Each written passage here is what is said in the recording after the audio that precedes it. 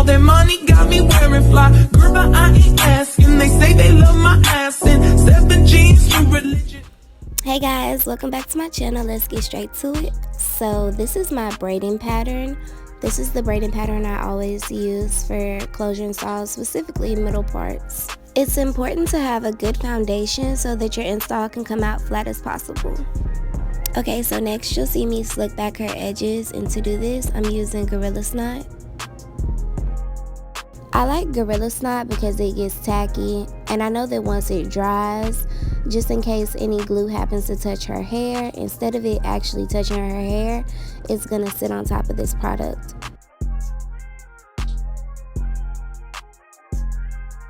So now I'm placing on my wig cap. So the next thing you're gonna see me do is spray my lace tint. This is just a few shades lighter than her skin tone. I'm using the lace tint from Ebin. I really like their lace tint, but I do wish they had more shades. So you'll notice that I'm not using the bald cap method. I feel like that step is just like a preference thing as opposed to being a necessary step. For me, I don't use it because I notice that once my cap starts sliding back, then it makes the lace start to lift and my installs don't last as long. So I just don't think it's a necessary step for me.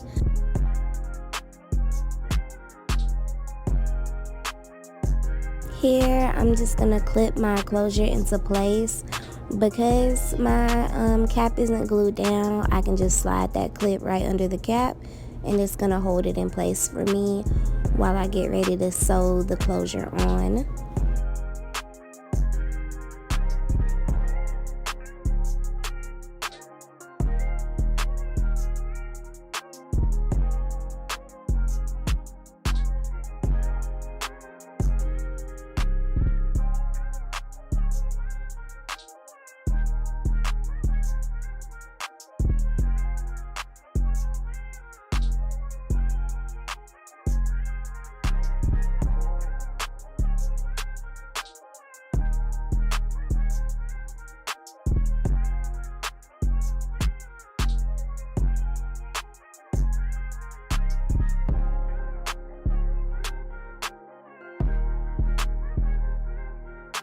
So here I've already cleaned any excess makeup off of my client's skin. I like to use witch hazel because I feel like alcohol is kind of harsh. And for my adhesive, I am using Bold Hold Active. I like to use Active because it just combats any sweat. I like it more than the original actually. Between each layer, I'm going to go on with my dryer on the cool setting. Until it is clear like you see, and then I'm gonna start with my next layer.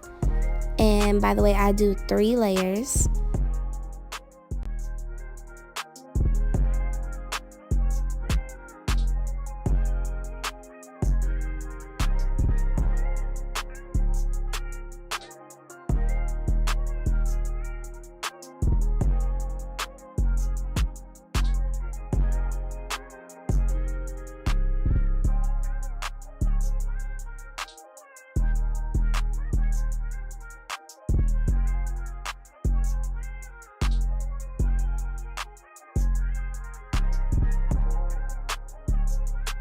So after that last layer, I'm gonna press my lace down into the glue, and then I'm gonna grab my blow dryer, this time on the heat setting, high heat, and I'm gonna just melt that in. Unfortunately, my camera cut off when I was cutting the lace, but as you can see, we are all melted down, and now I'm about to start on my baby hair. So with baby hair, it is just so time consuming. Honestly, aside from adhering the lace down, this is probably the longest process of the entire install to me, just because I try to make it just as perfect as possible. Make sure you pull the hair down that is on the side of the closure too. This is also going to like anchor our closure down. So this is the product that I'm using today for my client's baby hair. Please comment below what styling products that you think work best. 4 edges. I will say, even though baby hair takes a minute for me, I absolutely love it. It's my favorite part of the entire install. I also want it to look natural, so it just takes time, like just swooshing it around, you know. And sometimes it doesn't want to go like how you want it to go, so like it's just a lot of manipulation, and you just got to be patient with it.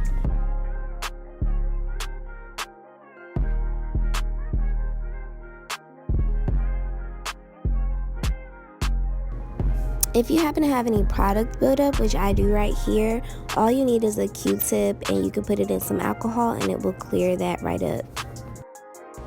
So after I have my baby hair in the placement that I want, I'm going to take my blow dryer on the cool setting just one more time and go over it before I tie it down with my styling strip. So now we can begin sewing, and I get so excited when it comes to this part of the install because this literally takes me about 30 minutes to sew the hair in. So I'm like, yes, we're almost done. So here I am just starting in the back at the nape of the neck, and I am just flipping my tracks over. I do like to double my tracks, and I'm just gonna keep going from right to left, and until I will keep flipping the tracks over until I get to the top of the ear where you see I am right now. After this point, I will start bringing my tracks up to the closure, and instead of flipping over, I'm just going to cut them, and that is going to make the install as flat as possible, and it won't be bulky as long as you cut the tracks. Do explain to your client, because some people are unaware that it is actually an older method to keep flipping your tracks over. If you notice when you flip them over, you're going to have some bulk right there where it's flipped.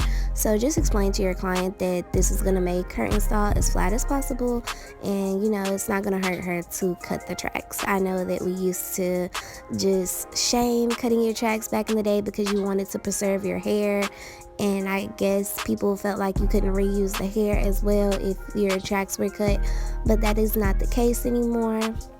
So just let your client know what you're doing. So once all of my wefts are sewn in, now I'm going in with my Babyless Nano Titanium Flat Iron. I think this one I'm using is the thinner one.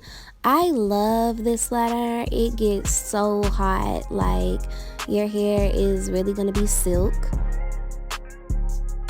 So I like to go around my client's entire head and flat iron as close to the top of the track as I can get, and try to make sure that there are no waves. Do you guys see like how good this flat iron is? Like, I absolutely love it. It just gets the hair so straight. All that I have used on this hair so far is bio oil. That's the only oil that I use when I'm flat ironing. I've already pressed my closure out from like the root, so I'm just gonna split it in half and flat iron it so that I can make sure that it is flat as possible. I don't think I showed what I used when I pressed it, so I'm gonna insert like a little picture right here. I use the Care wax stick when I am pressing like my closures and frontals. I love this wax stick. It's gonna get down like any flyaways. It definitely was worth the purchase.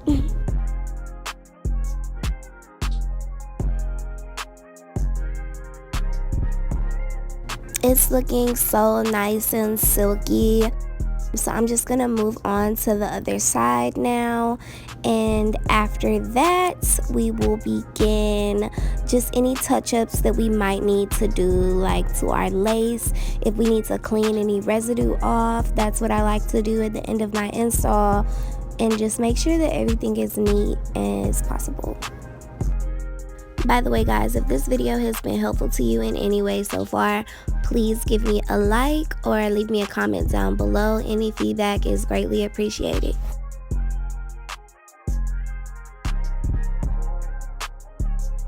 So I don't know if you can tell, but my part just is a little wide. So I'm going to take this black spray and hold down my rat tail comb in the center to create a straight line, and that is going to give us a clean part. That's it.